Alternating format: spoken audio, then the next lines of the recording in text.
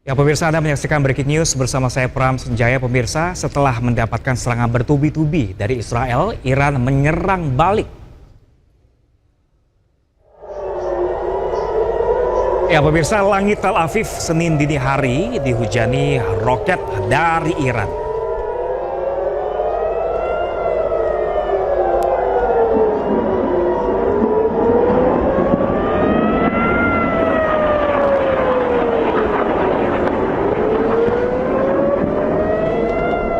Ya pemirsa, sirine peringatan serangan berbunyi di langit-langit Israel. Sistem pertahanan Israel, Iron Dome, mencoba menghalau roket dari Israel. Hingga kini pemirsa belum bisa dipastikan kerusakan yang ditimbulkan akibat serangan ini.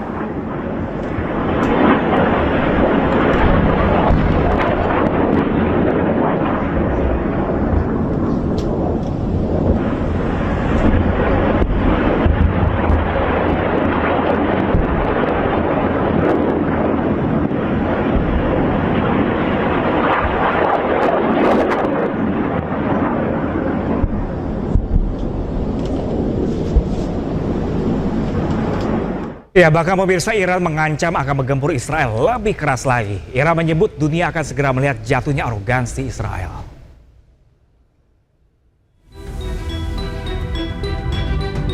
Di akun resmi militer Iran, Iran mengancam akan melancarkan serangan besar-besaran yang lebih masif lagi ke wilayah Israel. Iran menyebut dunia akan segera melihat jatuhnya arogansi Israel.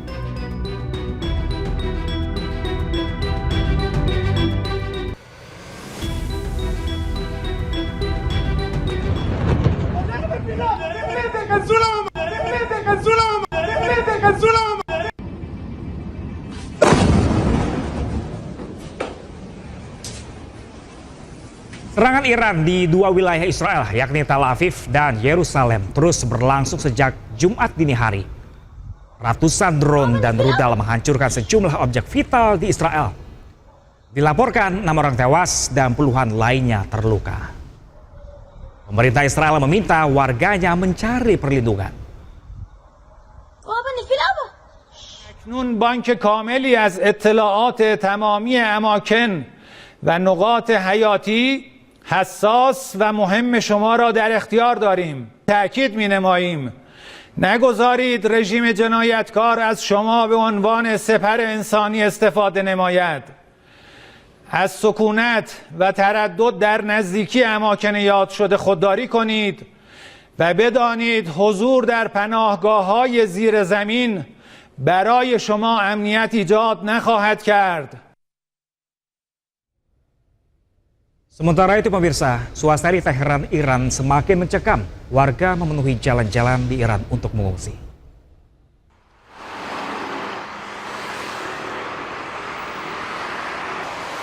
Ya pemirsa, jalan-jalan di kota Teheran, Iran dipenuhi kendaraan yang menuju ke lokasi-lokasi aman.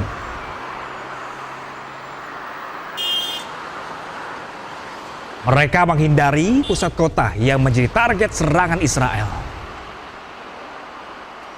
Kemacetan pun terjadi pemirsa di mana-mana, di mana mereka harus mengungsi.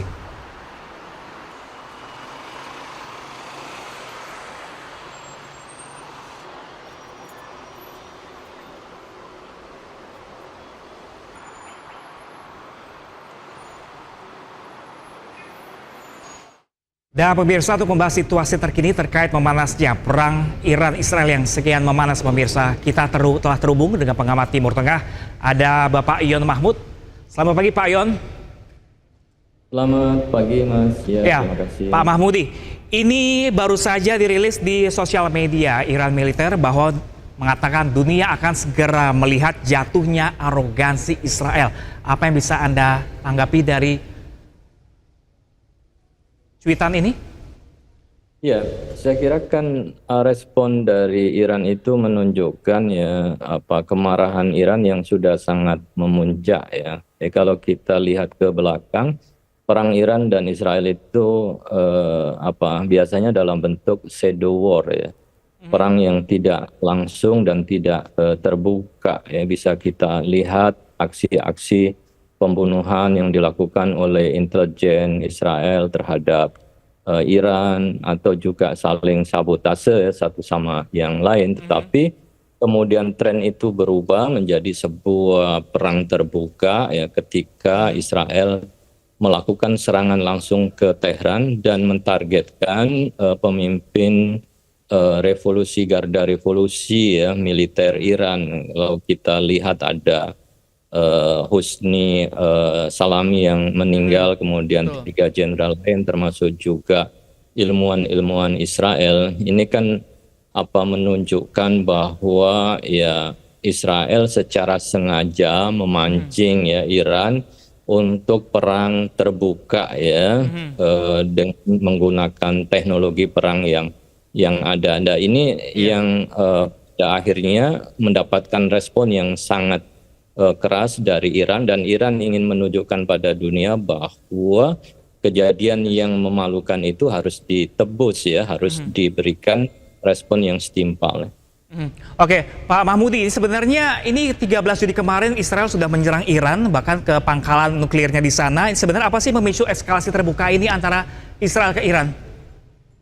Nah, Israel sendiri kan menganggap bahwa Iran itu adalah musuh utama di regional, dan ini kan perang yang disebut sebagai perang eksistensial ya, eksistensi, dan selalu dikobarkan oleh Israel bahwa Iran menjadi ancaman eksistensi dari Israel karena sewaktu-waktu Iran bisa menyerang menggunakan senjata nuklir yang sedang diproduksi saat ini dan mengancam Israel. Maka langkah yang dilakukan oleh Israel adalah melakukan serangan terlebih dahulu dengan asumsi bahwa Amerika akan ikut membantu ya, karena melawan Iran. Tapi saya melihat bahwa Israel tidak sepenuhnya bisa melakukan kalkulasi, atau dalam hal ini bisa miskalkulasi terhadap respon keras yang dilakukan oleh Iran dengan meluncurkan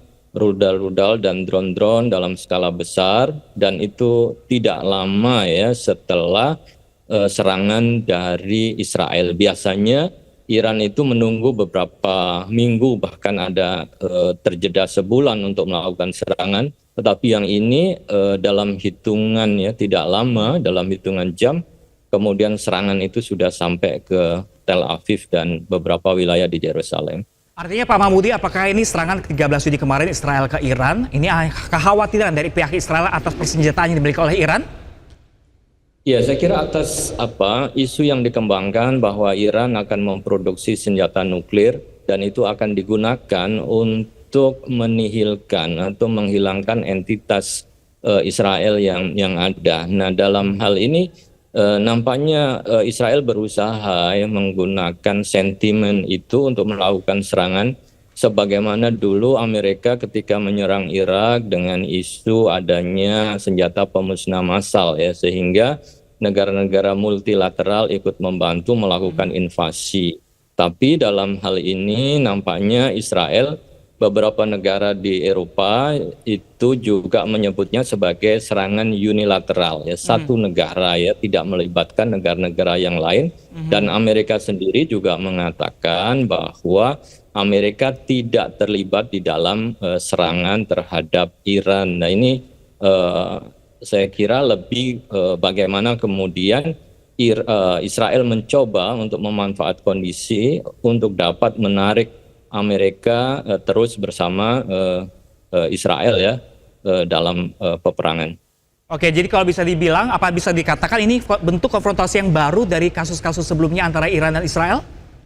Ya, saya kira ini bentuknya baru dan konfrontasinya menjadi lebih terbuka, dan tidak bisa dibayangkan bagaimana kemudian Israel sangat berani mentargetkan pemimpin-pemimpin Iran dari garda revolusi dan ditarget, diserang di wilayah Iran yang disebut sebagai wilayah yang berdaulat. Pasti respon Iran akan mempertahankan diri karena ini kan menyangkut masalah kehormatan suatu negara yang melihat mereka diinvasi oleh negara lain, yaitu Israel ya dalam hal ini. Oke, Pak Mahmudi, ini terkait dengan adanya cuitan militer Iran yang mengatakan dunia akan segera melihat jatuhnya arogansi Israel. Kalau Anda katakan apakah bisa kemungkinan ini perang ini semakin meluas?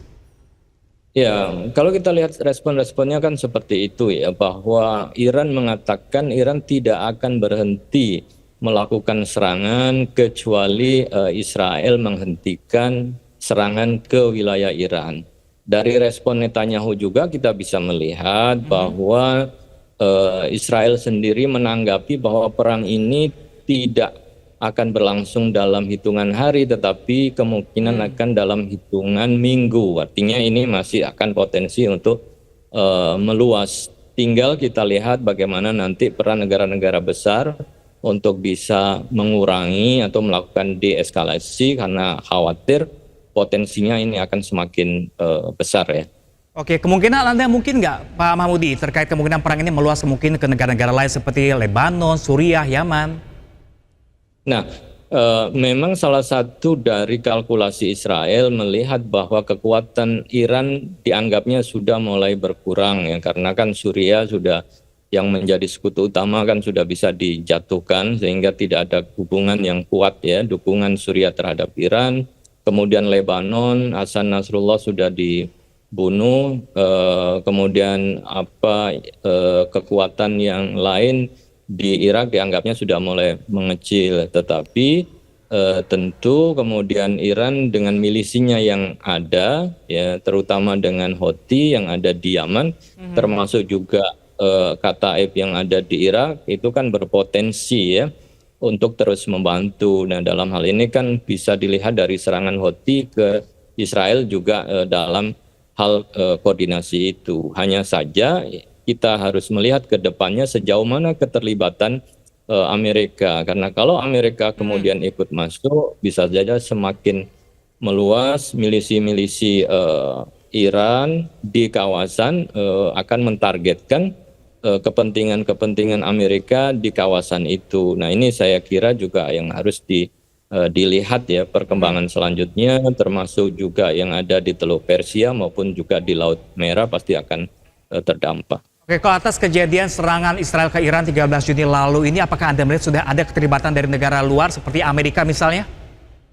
Nah, Amerika melalui Donald Trump kan mengatakan bahwa tidak terlibat, ini untuk antisipasi agar tidak terjadi target, dan Donald Trump kemudian menawarkan ya, meminta Iran untuk tetap melanjutkan perundingan damai, karena kalau tidak maka serangan yang lebih brutal akan terjadi. Tapi ancaman itu kan nampaknya tidak diindahkan oleh Iran, karena Iran kemudian memutus hubungan perundingan berkaitan dengan nuklir, dan setelah itu secara beruntun melakukan serangan-serangan balik. Maka pasti memerlukan waktu yang lama untuk kemudian melakukan deeskalasi, termasuk melihat sejauh mana komitmen Amerika untuk bisa menciptakan perdamaian atau malah ikut terlibat ya membantu Israel. Kalau Anda lihat, apakah jika nanti Iran akan segera melakukan serangan balasan ke Israel, apakah kalau Anda mengamati dari pengamat Timur Tengah ini, apakah Amerika akan segera ikut membantu Israel? Nah, dalam hal ini saya kira komitmen Amerika dan beberapa negara Eropa termasuk Inggris itu adalah melindungi Israel.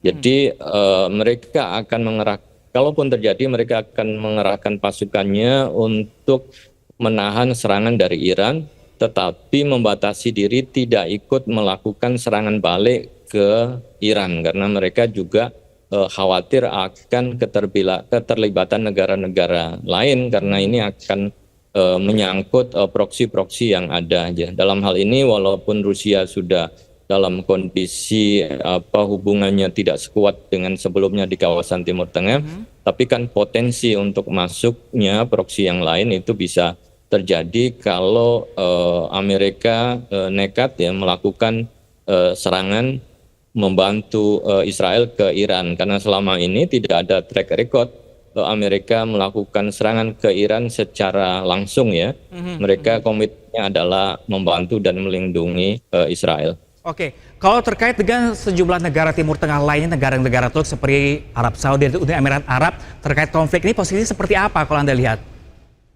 Mereka nampaknya ingin mencari jalan yang lebih damai, yang lebih selamat, dan tidak ingin terlibat di dalam peperangan. Jadi beberapa negara cenderung ya tidak mau ikut di dalam perang dan tidak mau menjadi terimbas, karena kalau kemudian terimbas bisa saja serangan-serangan itu semakin meluas. Ya, Iran dengan proksinya bisa mentargetkan ya kilang-kilang minyak yang strategis di negara-negara Teluk, dan itu saya kira sangat membahayakan, sehingga mereka cenderung ya menahan untuk tidak terjadinya perluasan peperangan ini. Oke, sampai sejauh ini negara adidaya Amerika Serikat belum ada campur tangan langsung untuk menyerang Iran seperti itu. Kalau dampakkan dari kedepannya, seperti Anda bilang tadi, harga minyak dan ekonomi global akan seperti apa, Pak Yon Mahmudi?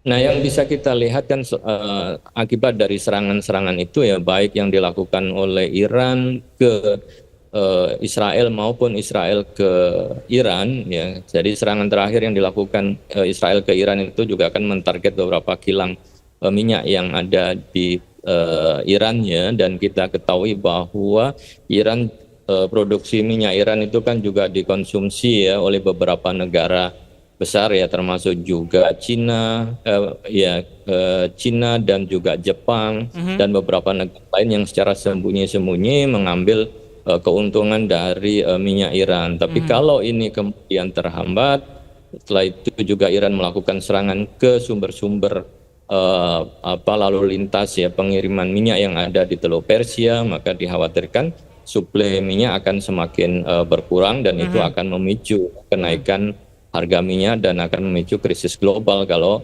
terus berlangsung. Oke, ini sejauh ini hanya konflik antara Iran dan juga Israel. Kalau Anda lihat saat ini, apakah ini sudah mempengaruhi harga stabilitas minyak di dunia? Tidak lama setelah serangan itu kan ada kenaikan ya hampir 7% ya, kenaikan harga minyak, dan itu akan terus menaik apabila tidak segera bisa dikendalikan, karena ini biar bagaimanapun ini adalah wilayah yang strategis, wilayah yang berpotensi di dalam hal lalu lintas minyak dunia, dan 60% kebutuhan minyak dunia kan didapatkan dari wilayah ini. Kalau konflik ini terus memuncak ya, saya kira ya pelan-pelan akan mempengaruhi kondisi ekonomi global yang memang masih tergantung dari energi minyak dari kawasan Timur Tengah. Oke, ini Indonesia juga sebagai pengimpor minyak, Pak Mahmudi. Ini ada dampak khusus nggak bagi Indonesia untuk mengimpor minyak terkait kasus konflik antara Iran dan juga Israel ini?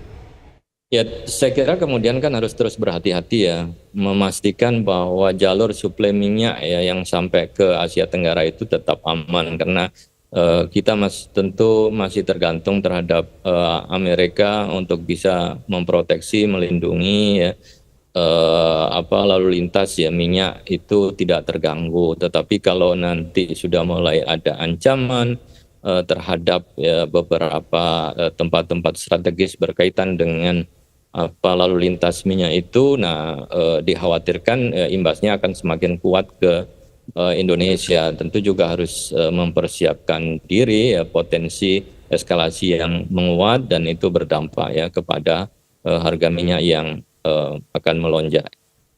Oke, ini Indonesia, ini kan kita ketahui ya dari sejak lama juga mendukung kemerdekaan Palestina, namun juga mendukung ada persahabatan juga dengan Iran. Nah, ini posisi politik Indonesia di mata negara-negara Timur Tengah seharusnya seperti apa untuk menyikapi hal ini? Ya, tentu kan saya cukup jelas ya posisi Indonesia memberikan dukungan kemerdekaan ya bagi rakyat Palestina untuk bisa merdeka, dan dengan politik bebas aktifnya ya Indonesia bebas untuk menjalin hubungan dengan negara-negara yang lain ya, kecuali dengan Israel karena belum ada pengakuan itu ya, termasuk dengan Iran itu kan juga hubungannya juga cukup dekat. Maka Indonesia kan secara langsung yang mengecam atas agresi serangan yang dilakukan oleh Israel terhadap Iran, karena ini yang akan mengancam stabilitas internasional, menjadikan dunia internasional pada posisi yang disorder ya. Kalau dibiarkan ya, negara-negara yang merasa besar, merasa kuat, kemudian bisa sewaktu-waktu melakukan serangan invasi kepada negara lain. Nah, ini kan saya kira yang harus juga dilihat ya, agar hukum-hukum internasional itu juga ditegakkan sehingga tidak ada intervensi ya, terhadap negara lain. Jadi posisi Indonesia saya kira ya masih dalam posisi untuk tetap ya menjaga perdamaian dunia ya, agar tidak terjadi kekacauan atau chaos dalam tataran dunia internasional. Oke, baik, terima kasih banyak Pak Yon Mahmudi selaku pengamat Timur Tengah. Kita akan selalu melihat seperti apa update perkembangan terbaru antara Iran juga Israel. Terima kasih telah bergabung bersama kami di Breaking News News kali ini. Terima kasih. Salam sehat selalu. Terima kasih. Assalamualaikum warahmatullahi wabarakatuh. Dan pemirsa, Breaking News masih akan kembali sesaat lagi, jadi tetaplah bersama kami.